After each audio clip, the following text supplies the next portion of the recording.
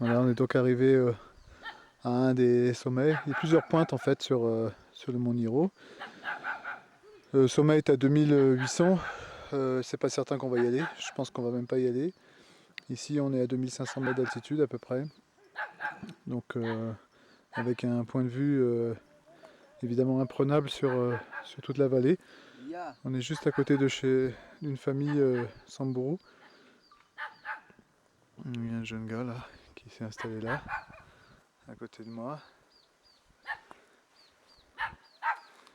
Et donc on a la vue plongeante. La vue plongeante sur Toum et sur la Rift Valley, la Suguta Valley dans le loin. Alors on voit bien tout le chemin qu'on a parcouru pour aller jusqu'à Parkati.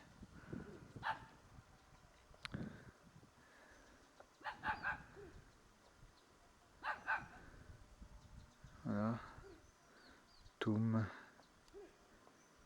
Et donc la route qu'on a empruntée. Alors que je la retrouve. Voilà. Là. Puis quelque part par là, dans le lointain, une petite bande de terre rouge. En fait, la nouvelle route longe juste à quelques dizaines de mètres en contrebas l'ancienne qui avait été détruite.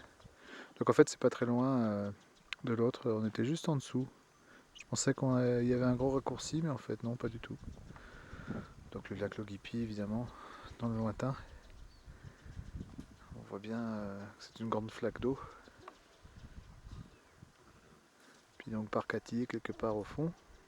Et si on regarde bien, voilà, là-bas, tout au fond, c'est le lac Turkana.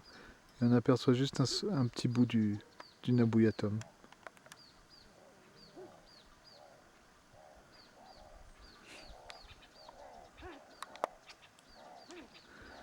Donc David et Joseph sont partis nous préparer à manger. Ils sont partis faire du feu. Et donc moi j'ai un petit peu de compagnie ici. Avec un petit berger Samburu.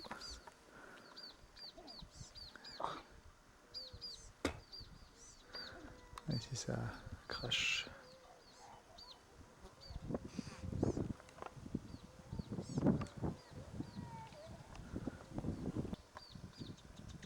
Il nous a donc fallu 5 heures de montée pour arriver jusqu'à ce sommet.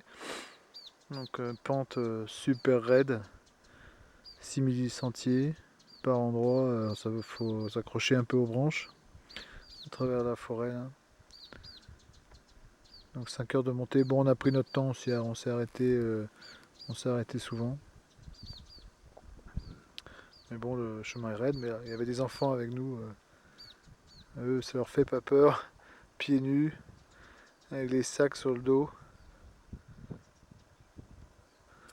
Bon c'est pas un exploit en soi, hein, 5 heures pour faire environ 1200-1300 mètres de dénivelé.